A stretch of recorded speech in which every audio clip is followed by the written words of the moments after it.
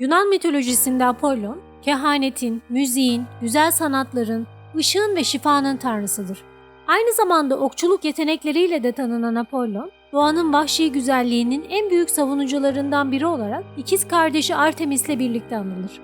Gelin bu videomuzda Apollon'un merak uyandıran hikayesini, antik dünyanın en önemli kehanet merkezi Delphi'yi ve Apollon'un Daphne'ye olan çaresiz aşkını birlikte keşfedelim.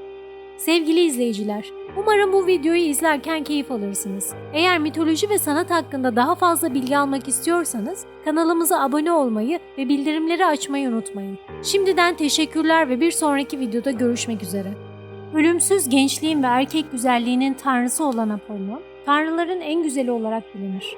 Bu kimliğiyle birçok eserde genç, güzel, mavi gözlü ve sakalsız olarak betimlenir. Apollon'un niteliklerinden biri de salgın hastalıkları başlatma ve sona erdirme gücüdür.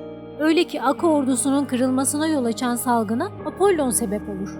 Tanrı 9 gün 9 gece ordunun üzerine zehirli oklarını yağdırır.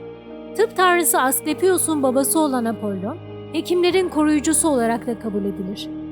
Tanrı'nın okları bir yandan hastalığa sebep olurken, bir yandan da kurtuluşun anahtarıdır. Özellikle veba ve kolera gibi ölümcül salgınlardan korunmak isteyen insanlar, kentlerin giriş kapılarına Apollon'un heykellerini dikerdi. Apollon ayrıca müzik ve drama şenliklerinde Dionysos ile eşdeğer tutulur ve Olimpos Dağı'nda kendisine sayısız çocuk veren müzlerin koru şefi olduğuna inanılır.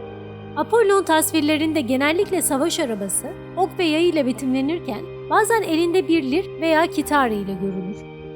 Apollon'un adı da tıpkı kardeşi Artemis gibi Yunanca değildir.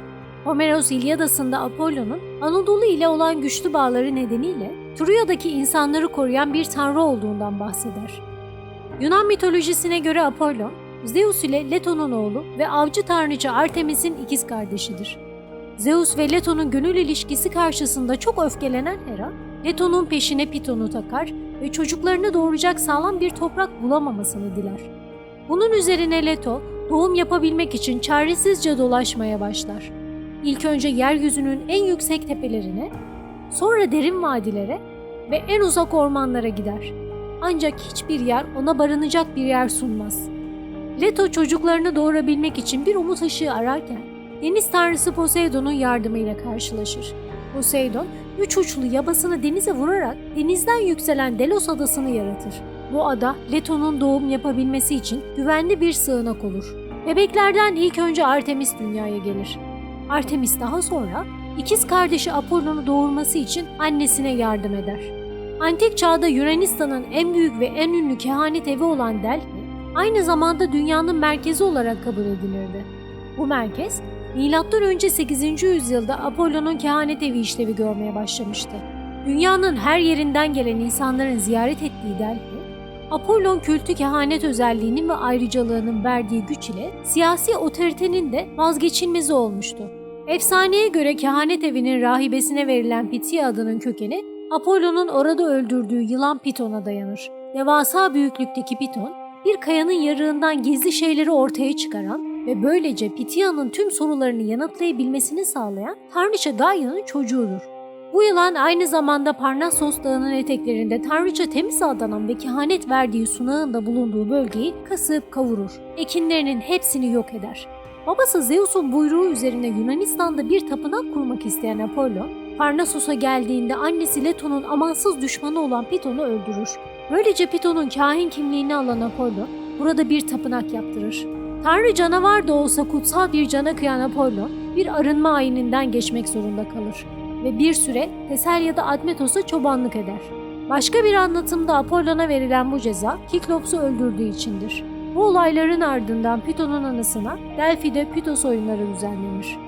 Delphi'de Apollon'a adanan tapınakta aşırı sınırlanmış bir yaşam süren Pitya'nın görüşüne başvurulduğu zaman tapınaktaki özel bir odaya giderdi ve Piton'un kalıntıları olduğu söylenen zehirli dumanların çıktığı bir tabureye otururdu. Dumanları soluyunca kendinden geçerek Tanrı Apollon'la iletişime geçer, ağzından çıkan sözler yanındaki rahipler tarafından açıklanırdı. Bu işlem aslında çok iyi düzenlenmiş ve başarıyla yürütülen bir kazanç oluyordu. Apollon insanlığa ilham veren müzik yeteneğiyle bilinir. Ancak Apollon'un bu tanrısal kimliği, tıbbın tanrısı sayılan Asklepios ve bebek Hermes mitosu ile ilişkilidir. Hikayeye göre Asklepios, ölüleri diriltebilecek kadar güçlü bir tıp tanrısıdır. Ancak bu yeteneği onun sonunu getirir ve Zeus tarafından öldürülür. Zeus'un bu cezasına çok öfkelenen Apollo, öç almak için tek gözle devler olan Kiklopsları öldürür. Bunun üzerine Zeus tarafından bir yıl süreyle Kral Admetos'un yanında çoban olarak çalışmak üzere cezalandırılır. Bu yüzden Apollo'nun bu dönemdeki kimliği Çoban Apollon'dur. Bir gün Hermes kırlarda dolaşırken Tanrı Apollo'nun koruması altındaki inekleri çalar. Apollon olayı öğrenince çok kızar. Cezalandırılması için Hermes'i kolundan tutup Zeus'a götürür. Hermes tanrılara kaplumbağa kabuğu, öldürdüğü hayvan boynuzları ve bağırsaklarından yaptığı liri çalmaya başlar. Hermes'in lirinden çıkan sesler Zeus'u ve Apollon'u büyüler. Ve Apollon, liri kendisine vermesi ve çalmayı öğretmesi koşuluyla Hermes'i affeder. Bu mitosla Apollon müziğin, dansın ve şiirin tanrısı olur. Apollon'un müzik yetenekleriyle ilgili iki unutulmaz yarışma hikayesi vardır. İlki Satyr Marsyas ile, ikincisi ise çobanların tanrısı Pan ile olan mücadelesidir. Bir gün Athena kendi yaptığı flütü Olimpos'ta büyük bir şölende çalmaya başlar. Hera ve Afrodit'in kendisine gizlice güldüğünü fark eden Athena, neden güldüklerini anlamaz ve flütünü alıp ormana gider. Orada bir dere kenarında flütünü çalmaya başlar ve sudaki yansımasına bakar. Aniden yüzü moraran ve şişen yanaklarıyla korkunç bir şekilde çirkinleştiğini fark eder. Flütünü fırlatır ve onu alan kişiye lanet okur. Bir gün Satyr Marsyas Athena'nın flütünü bulur ve ona ilham verilmişçesine çalmaya başlar. Köylüler onu dinler ve Marsyas'ın yeteneğinden çok etkilenirler. Hatta Apollon'un liriyle bile bu kadar güzel çalamayacağını söylerler. Bu söylentiyi duyan Apollon çok sinirlenir ve Marsyas'ı yarışmaya davet eder. Yarışmaya göre kazanan kaybedene dilediği cezayı verebilecektir. Marsyas yarışma teklifini kabul eder ve Apollon da müzleri hakem olarak atar. Ancak her iki enstrümandan çıkan müzik o kadar büyüleyicidir ki müzler galibi belirlemekte zorlanır ve yarışma berabere biter. Apollon Marsyas'a daha zorlu bir meydan okuma sunar. Hangimiz hem çalgı çalıp hem de şarkı söyleyebilirse o kazanır. Bu bir flüt için neredeyse imkansızdır ve Marsyas sonunda kaybeder. Apollon cezayı verirken o takındığı sevimlilik maskesini çıkarır ve bir sanatçıdan asla beklenemeyecek kadar ağır bir ceza verir. Marsyas'ın derisini canlı canlı yüzer ve ardından onu bir çam ağacına çiviler. Apollon çocuk yaşta lir çalmada ustalaşır. Ancak Hermes'in oğlu çobanların tanrısı Pan daha iyi bir çalgıcı olduğuna inanır. Bir gün bir nimfi olan Siris, Pan'ın ilgisine karşılık vermemek için kendini saz yığınına dönüştürür. Pan bu sazları bir dizi düdük haline getirir ve çaldığı ezgilerin Apollon'un liriyle kıyaslanamayacak kadar üstün olmasıyla böbürlenir. Bu duruma kayıtsız kalamayan Apollon, Pan'la müzik yeteneklerini kıyaslayabileceği bir yarışma düzenler ve yarışmada dağ tanrısı Timolos hakem seçilir. Yarışma sırasında Pan'ın düdükleri Apollon'un zarif namelerine karşı daha kaba ve vahşi bir şekilde çalar. Böylece Timolos Apollon'u galip ilan eder, ancak Frigya kralı Midas, Pan'ın çalgılarına olan sevgisinden dolayı bu karara karşı çıkar.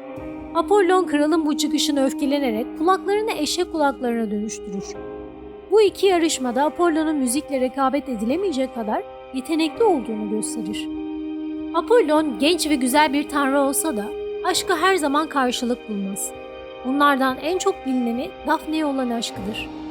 Hikayeye göre Apollon bir gün ok ve yayıyla oynayan aşk tanrısı Eros'un okçuluk yetenekleriyle alay eder.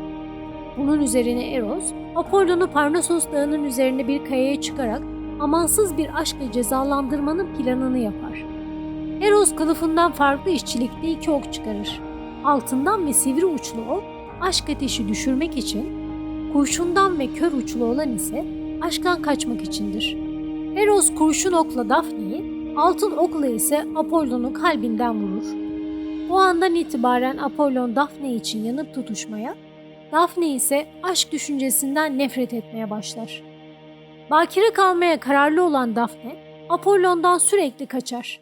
Daha fazla kaçamayacağını anlayan genç kız, nehir kenarında durarak nehir tanrısı olan babasından kendisini kurtarmasını ister. Bunun üzerine Peneus onu bir defne ağacına çevirir. Böylece ayakları köklere ve kolları dallara dönüşür.